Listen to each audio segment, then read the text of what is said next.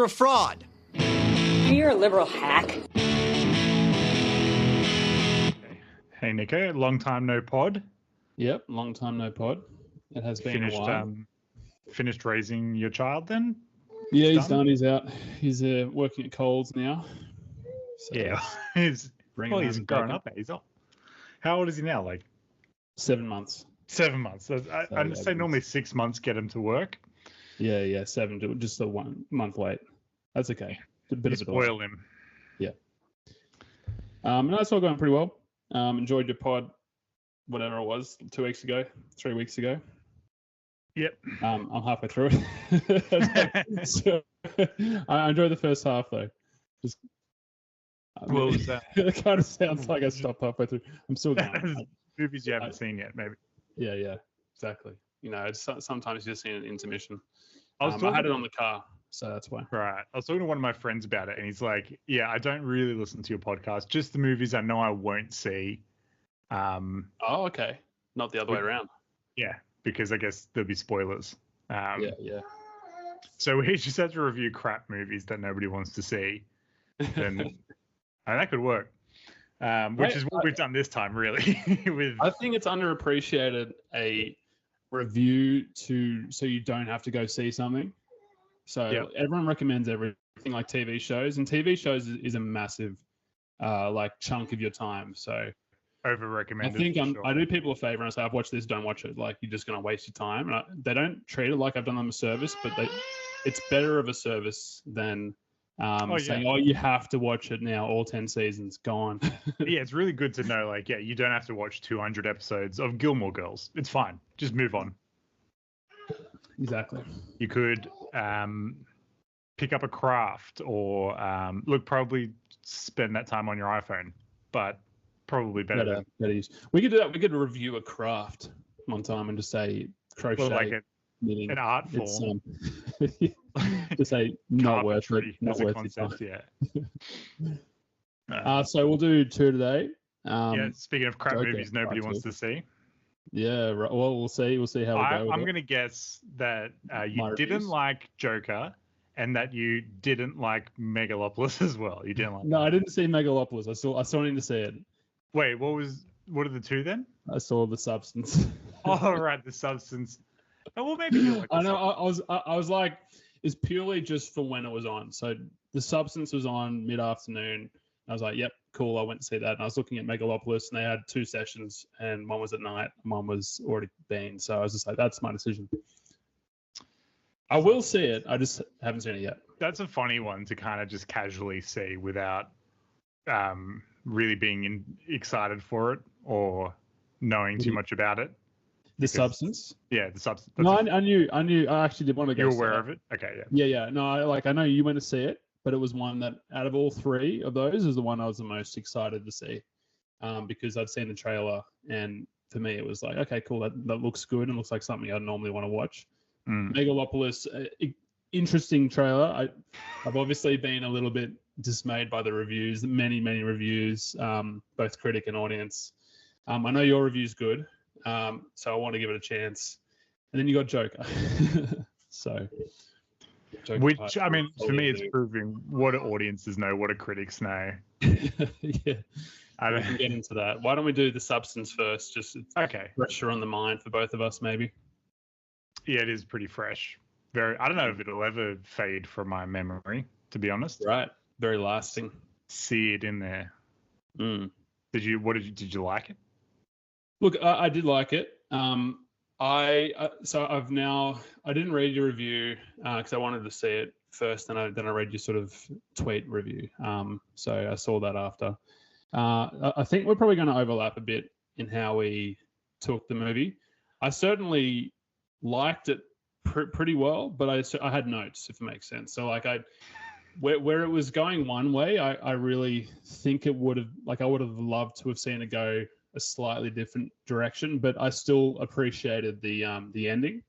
I thought it was leading me down a different ending, and I was a little bit disappointed, but it saved it sort of just at the end. I thought it still was the weakest part of the movie. I thought the ending.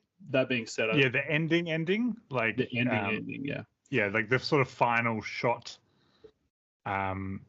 No, the whole lead up to it. Oh, There were right. good elements of the ending, but there was also a lot of it was sort of. So this is what I think the director Coralie Fag. Can you pronounce the last name? Fage, French girl. I don't want to pronounce it. Okay, well anyway, we're definitely not How's it spelled? right. Coraline has. I think she had an idea in mind for the movie, and I don't think she had an ending. That was a bit more of a writer's kind of, okay, how should we end this, rather than it be that's where we want to take this movie. I think it was more, where are we going with this, and how are we going to end it? Still good, but I think it was the idea outshone the I suppose summation of the movie, if that made sense. And I think you probably had a similar experience, maybe. No, see, I actually really liked the sort of final act of the movie. I guess this is kind of a hard one to talk about without getting into spoiler territory. So we'll just, whatever. I think people know now. Spoilers. Once she becomes the Monstro Eliza Sue, the freak hybrid of the two of them, that's a classic disgusting practical effects monster for the most part. That kind of, for me, was a very relieving moment in the movie, because it was so kind of realistic. I mean, not too much, because Demi Moore does become like a haggard old witch kind of character, but it's still, I felt like the body horror and everything was quite realistic. And painful for me to watch, because it was too close to home, and the movie was, for me, very unpleasant to watch for a lot of it. And it was getting a bit too much for me, and then it kind of went so over the top with the final act, and it became kind of hilarious, like when the horrific monster is putting on her earrings and putting on little bangles, and she's got this one disgusting like golem strand of hair that she's using the curling iron on. That's when the movie just became hilarious, and I was like almost falling out of my seat laughing. And to me that kind of saved the movie, because it was getting to be too unpleasant, and so when it kind of leaned into the comedy of it, that's when I mean, it's still horrific. I thought it just leaned a little bit too far into the comedy, especially at the end. You're right in that it sets up a sort of realistic, this could happen in the world.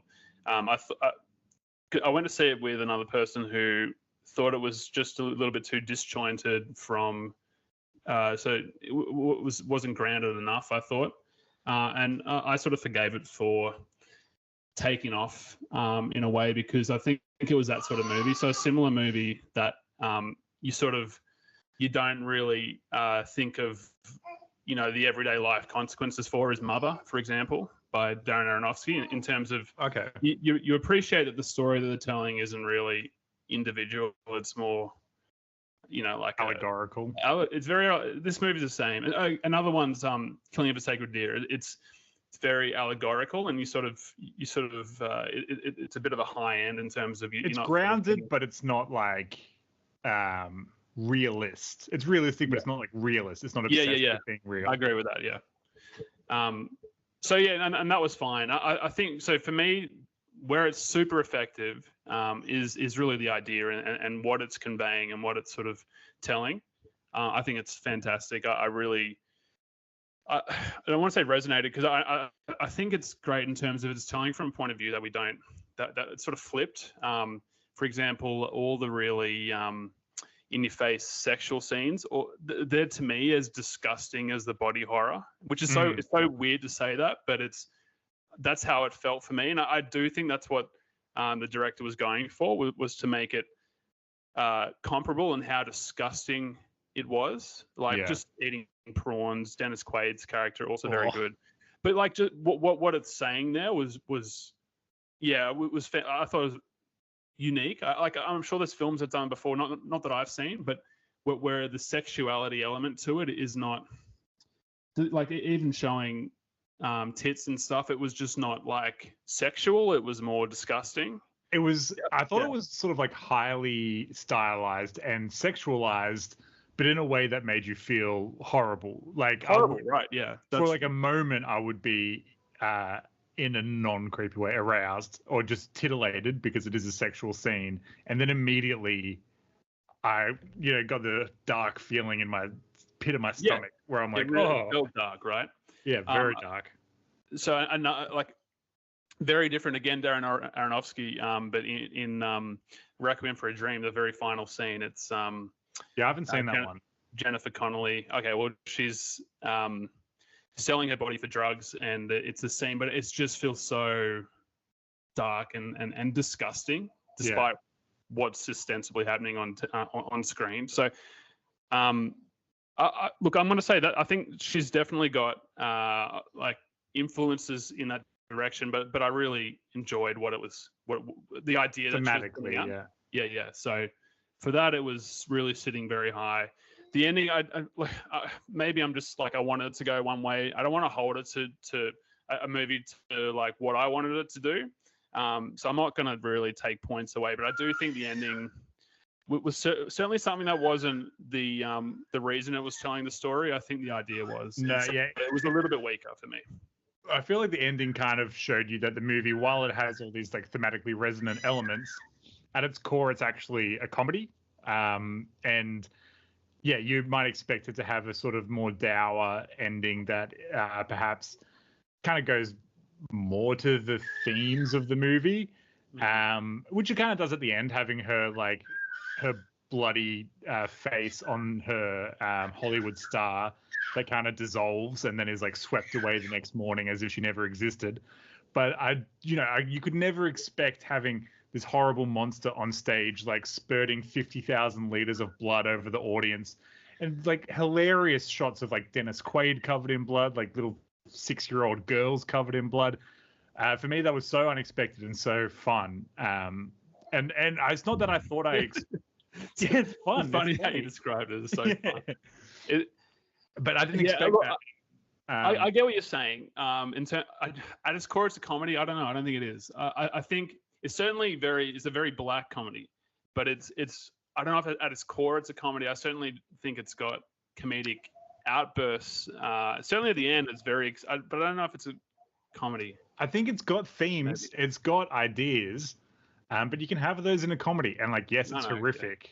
Yeah. It's like, for me, like I'm not a big horror guy. Like I watch most stuff. Texas Chainsaw Massacre watched recently, and that still fucked me up. Like 50 years after it came out, I was like, holy fucking shit.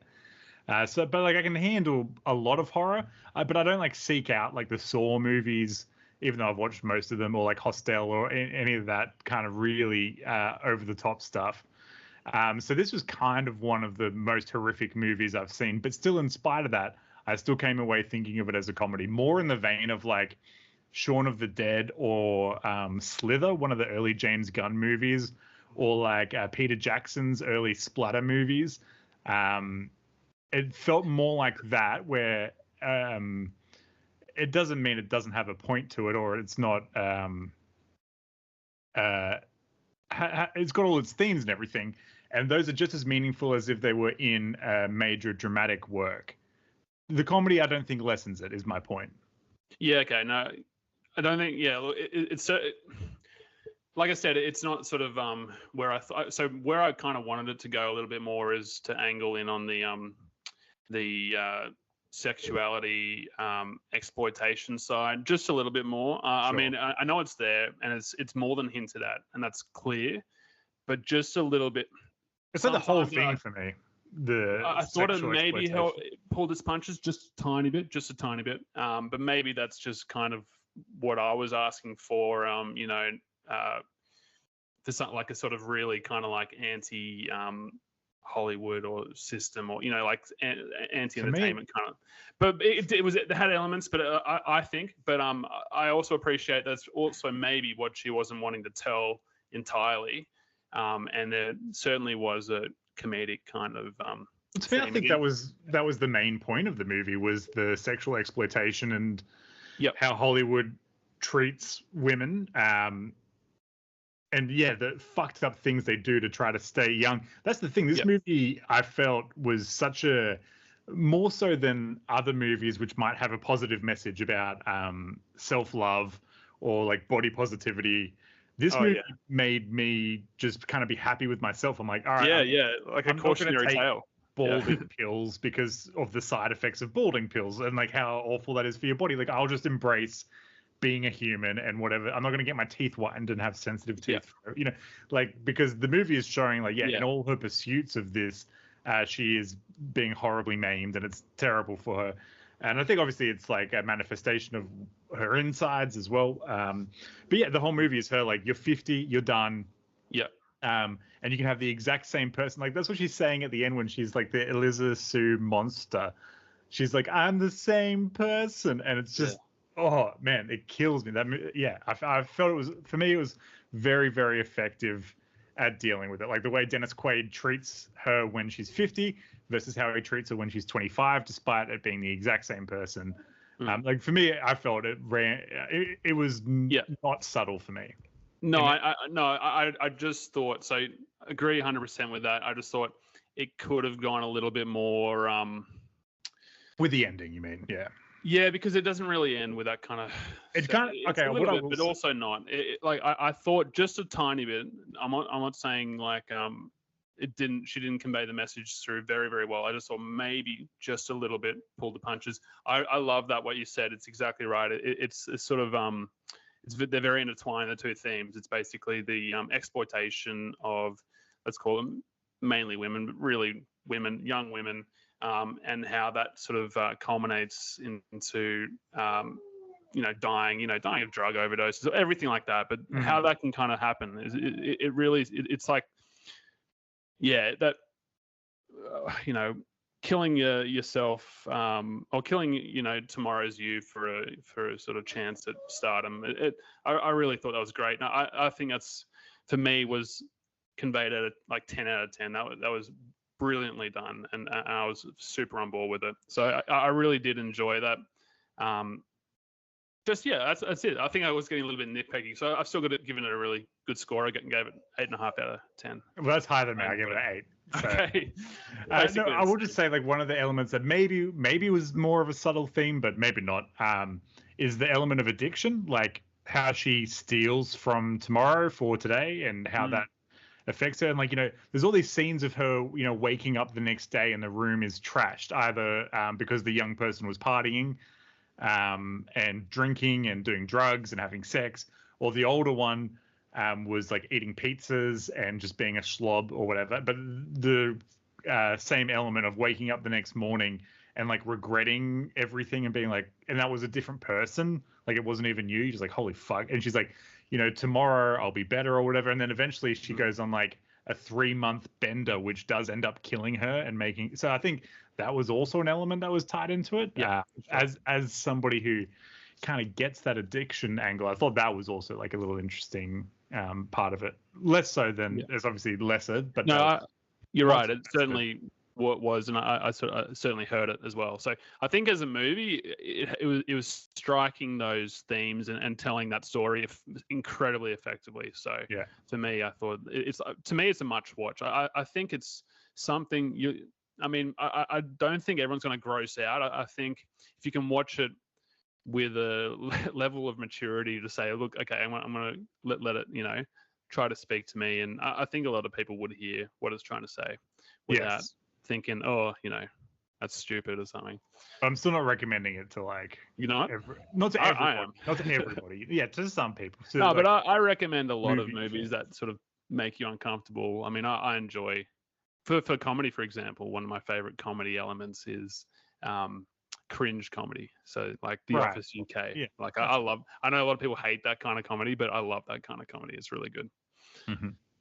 So in the same vein, it's something that you're not going to be comfortable watching it. I was certainly feeling anxious. Tell people it's kind of cringe comedy. It's like The Office. You should check it out. If you like The Office, you'll like The Substance.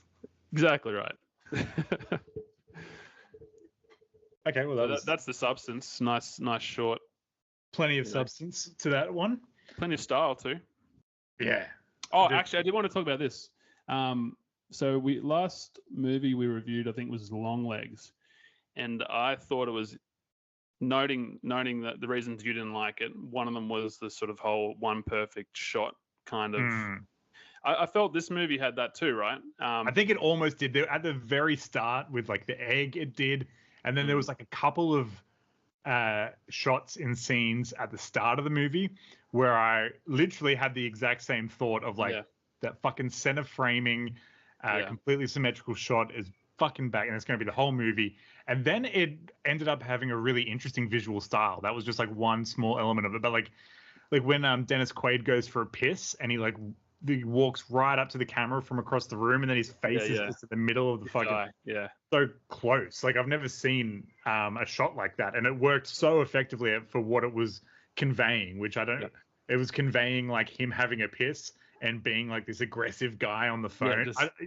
Right. Like just disgusting. It was like disgusting. It was. Everything was disgust. It was like the way he talked, the way he looked, the way he ate, and talking about how it's like women, 50-year-olds. Exactly. It's just, that to me kind of was like, I think I'm in for a good movie here. Like, I feel like this is great. I was really, that set the whole movie up for me. I actually thought. I'm trying to think what that reminded me of, because that kind of real close up, like fisheye, and sort of maybe the card counter with the Willem Dafoe shots. You haven't seen that? Okay. Good Paul Schrader movie. I feel like I didn't say that. You just wanted to I don't know. Paul Schrader, Oscar Isaac. He's got. You might have seen the shots if you've ever seen on Twitter, like Willem Dafoe's face in close-up fisheye lens. Yeah, I think maybe I've seen it sent up.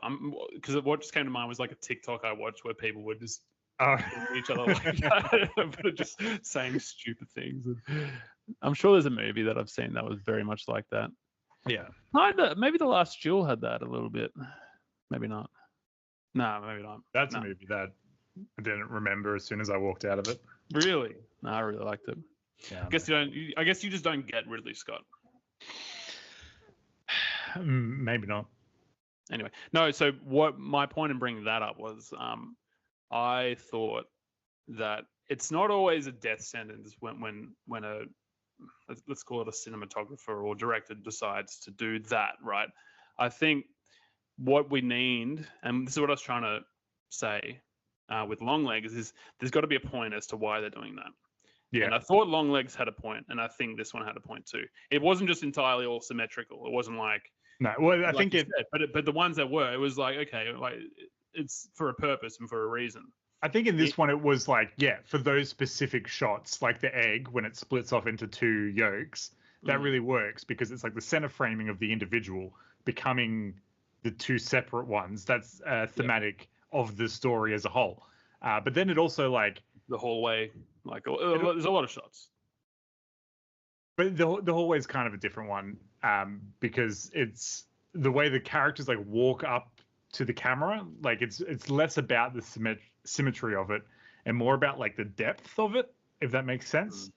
I don't know. For me, it felt like the symmetrical center framing shots were used, but then were in their use. It was also the other shots, which were like 90% of the movie were not center framing symmetrical shots. It was the relationship between the two types of shots more than just like every shot being the same. So when it went from like perfect center framing to like Demi Moore walking down the street from a low angle and she's off center, and then that shot is more noticeable because it's come straight from the other kind of shot. Whereas I felt like Longlegs, 90% of the movie was that shot, and then 10% was something different. Whereas the reverse ratio here. Right. Okay. We won't have to dig up. Let's relitigate Longlegs. No, I'm just saying. If you remember, I said that was fine because it was trying to create. Oh yeah, that's right. Sorry, I was agreeing with you in the sense that yes, this time they were doing it for a reason, and so it was fine. But then Saltburn, we all agreed Saltburn is a piece of shit. Yeah. That just tries to make, oh, look how cool this looks. It's like, no, it's a piece of shit. Okay, so should we? All right, this is going to be a hard one because we obviously don't agree for the next one, which is Megalopolis. We might. What if we agree? We could agree on Megalopolis. That would be funny. Joker, Folie à Deux, I think French art film. Megalopolis. I'll be absolutely honest here, and I'll say I'm going to go in giving it a complete blank slate. Megalopolis. I'm not going to hold what people said about it because it's so varied. So many people have different things and different things to say about it, and there are people who enjoyed it. That I would sort of I would recommend say, going okay, in, that's giving it a okay. bit of credit. Like, just let it be good. Yeah, well, It's an easy movie to hate. So when I went to see Joker, I did not give it that. I was going in thinking this is going to be a piece of shit. So I did not give it a blank slate. But I'll be honest too, you didn't as well. No, you saw before I went into the movie, I was tweeting. I said, Yeah, I want to hate this movie so badly. Exactly. That's what I mean. You went in wanting to hate it, or at least it wasn't a blank slate. It wasn't a blank slate. I really wanted to hate Joker too because I don't want to be a contrarian necessarily. I just want to that's what I'm saying. Or I don't want to I'm fine with being a contrarian on occasion. That means you're discerning. You like some movies that everybody likes, but sometimes you're like, oh, I've got a bit of a different opinion. But then there's movies that come out that everybody hates, and then I'm like, actually, I thought it was great for every fucking movie. If it's every fucking movie, then with Joker 2, everybody hates it. That's it. Everyone hates it. Everyone hates it. So it's almost like it's objective, and so I'm being annoying if I end up liking it, which of course I did. So, with that being said, I feel like you got to prove your side a lot more than I have to prove my side. Okay, it's not a fair fight, this one, because I went around because I was like, I'm going to look into why people like this. I'll give you because the thing is I like the first one, and I don't know if you like the first one. I liked it. I gave it an 8. Oh, I thought you didn't like it. Okay, so you like the first one. This one. The only ones that I've seen where there's been some correlation of people that didn't like the first one, and then they liked the second one, and I felt that was because they liked what it did to the first one because they hated the first one. Yeah, I can see those people liking it for sure. Yeah. So, okay, it's interesting. So this is pure from what I'm hearing. I have not heard this kind of opinion where you like the first one and then you really like the second one. This is like uncharted grounds. I've read so many reviews. I have not found a single positive one. First one is basically an exploitation schlock film, like a mental health exploitation, depressploitation, which is super gratifying. Gives you he becomes the Joker. He shoots Robert De Niro in the head. He kills those Wall Street guys. It's all very gratifying, right? It's appealing to our baser instincts.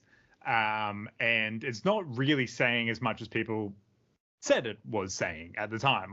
It's this great treatise on mental illness and how society doesn't care about people. No, really it was a mental health exploitation film that gives you a really gratifying murder spree kind of situation. Whereas this movie I thought had a much greater depth to it where it's saying, look, it's not good just to go crazy and kill guys necessarily. Arthur Fleck is not a hero. He's a troubled guy who did bad things, and he understands that he's done bad things and wants to repent for them in some way and allows himself to, it's the whole better angels thing. You can go for the gratifying killing people, or you can do the harder thing and try to be a good person. And I think that's what this movie is conveying. And so I really like that. I think that would be I know.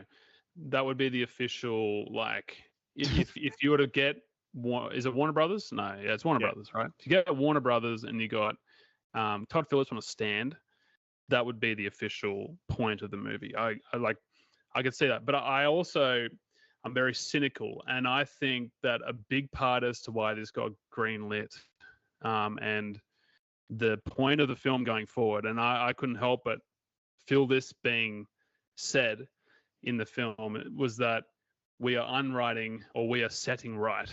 We are setting right the first Joker because people misunderstood it, which I think is incredibly fucking lame and stupid. And that resonated with a lot of people, and I think it's got greenlit because the first one made $1 billion. That's it. It made $1 billion, and so they're making a second one. But yeah, you're being cynical too, as in like it's just Well, saying that's you my made so much cynical- money, but I think money beats wokeness every time. Like people, they've learned that clearly. no, but what's this? This film's not making anything. It's flop. Well, that's the thing. Todd Phillips, like, because he's forced into making a sequel because the first one made $1 billion, he's like, I'm going to do something different. I'm not just going to make like Iron Man 2. You know, Iron Man 1, revolutionary in a lot of ways, and a movie that I still have a lot of affection for. Iron Man 2 is the same movie plus 10%, which is every superhero movie, which is what Warner Bros. Would have wanted. But Todd Phillips said, look, I made you $1 billion, so I get final cut and no test audience screening. So I'm going to make the kind of movie that I want to make, which, yeah, you can have all those themes. And you're kind of right. Yeah, maybe Todd Phillips is setting things right. He thinks that the first movie was embraced by the wrong type of people and he wants to piss on them. That's probably part of it. But without I think the courtesy of calling it rain. You know, the kind of guy to fuck you in the ass and not even have the common courtesy to give you a reach around. Yeah. Famously said by Sigourney Weaver. But I also think like he wanted to make art in some way, and I think he just tried some crazy things. He's clearly inspired. I think people like they so clearly recognize the Scorsese connection from the first one. That's basically. another part of it. I think he was. But this one is basically a ripoff of One from the Heart by Francis Ford Coppola. Not exactly, but very, very similar in set design, the fact that it's a musical, the types of characters. It's different in a lot of ways, but I feel like it rips it off almost to the same degree that the first movie ripped off. What's it called? King of Comedy. King of Comedy. Yeah, and having watched that after, you certainly are okay. Yeah, I watched it after. Yeah. I was like, because people said Taxi Driver, and I was like, no, I didn't quite get that. But then King of Comedy, you're like, yeah, okay, definitely. Yeah, after watching King of Comedy, I think I almost like docked the first Joker a point. I was like, yeah, for like sure. literally all of the good bits are from. Okay, before we get into, I suppose, why I also, you know, like why I didn't sort of, I suppose, you know, resonate. And I'm kind of with the crowd with this one, and it's also not great being with the crowd, but like, I promise you, I was trying to find positive reviews just to see another. The closest I got to a positive review was by a guy that I didn't think would be anything positive. Was the Critical Drinker on YouTube, where he liked it. No, it's a close. He didn't like it, but he liked it better than every other review. That's crazy. Which is crazy to me too. But where I kind of agreed with him was that the musical numbers, they were long, correct. There were so many of them, but they were done well. Yeah, I love them. Effectively, like, and you had Lady Gaga, they're utilizing her talents, and the performances were good too. From almost everyone, I can't think of really any like even the guy who played Harvey Dent, weak spots, right? Didn't have much to do, but I thought he was good. But it just felt so wasted to me. So because it was just so I like, so for fans of the first one, I 100% know why they don't like it, and yeah, basically what they've done to the character, 100%, and I can kind of see that. But I also just think it was just such a it was difficult to get through. It was a difficult 2.5 hours. I felt it was longer than I thought it would be. It felt super long. I think it was a little bit. You say it was kind of like, you know, no studio edits or cuts. Just let me do like complete autistic license. No, but like, similar to when Peter Jackson had complete artistic license for The Hobbit and made fucking 3-hour Hobbit movies, you know, for 3 episodes. Similar way, you kind of sometimes need that perspective to say, no, what are you doing here? I think I will never support studio interference, but I take your point. Yeah, okay. There's interference, but there's also even studio. I like that pure artist. That's what I like.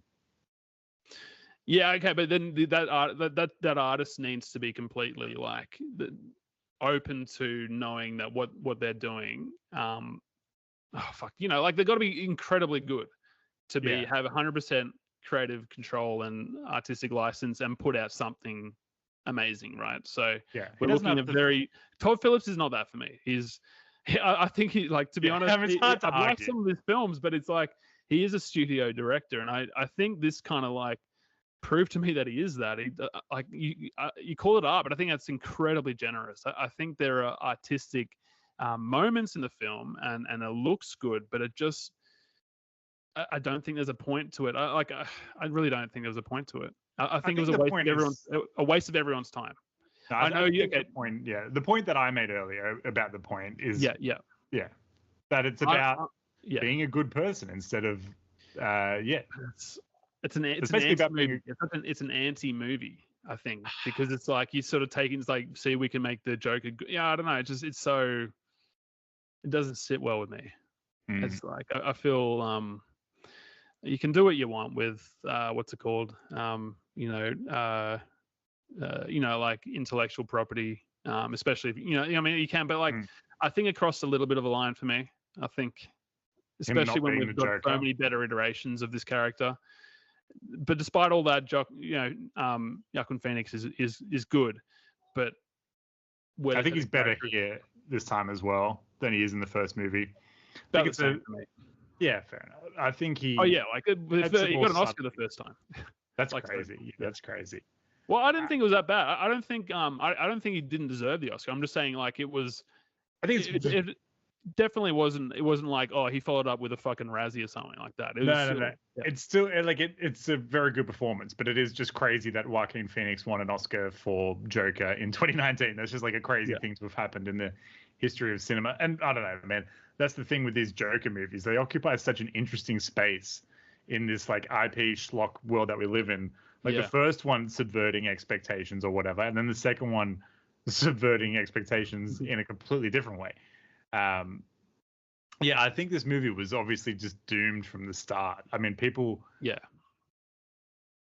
hated the concept of it being a musical for one, and I think you don't have a problem with that. It seems you're fine with that. No, I don't have a problem with the numbers themselves, but I don't think I think it's a losing strategy having 15 musicals in the Joker. I mean, maybe this proves that you could take the Joker to Broadway and you could have like it could be a stage thing, that was their original plan for it. They were going to do a Broadway Joker.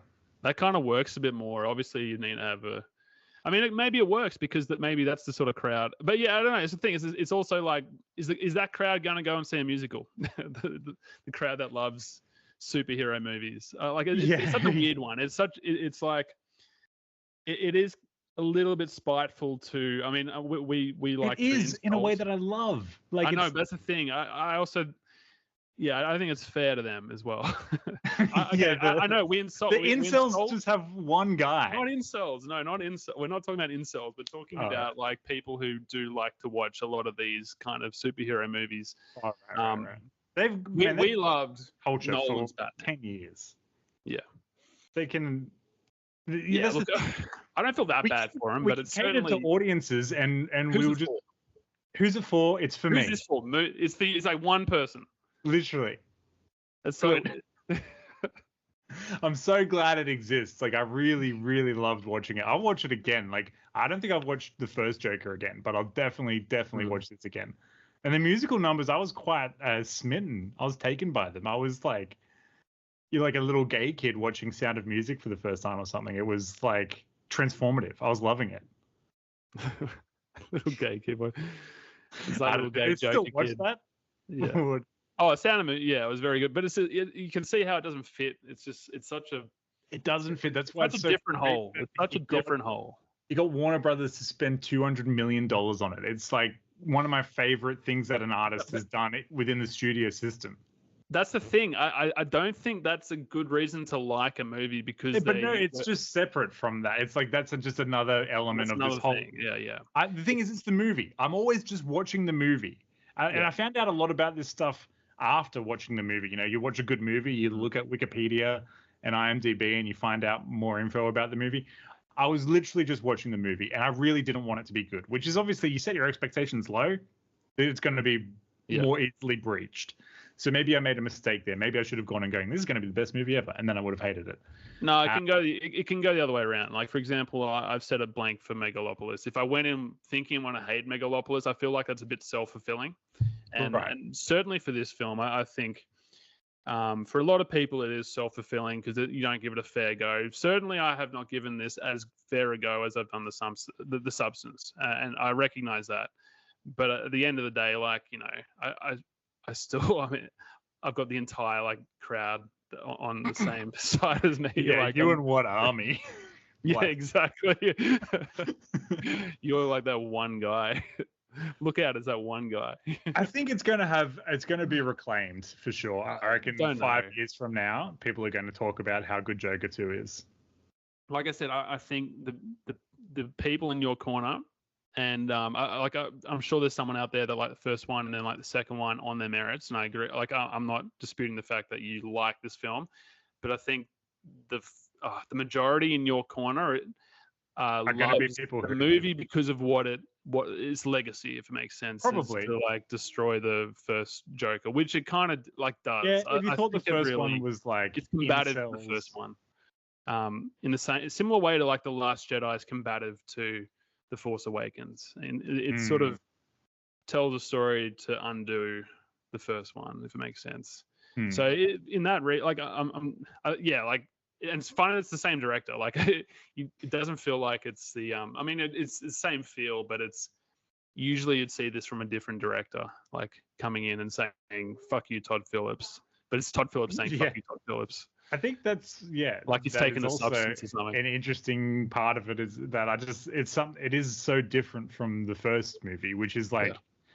Again, that probably lends itself to me liking it, because if it's just the same sort of like if he just becomes more of the Joker and, you know, kills some more people and the mob of Joker people gets bigger and that's what the movie's about, you know, that would be pretty boring. I think it's either you have to do this kind of movie or no sequel.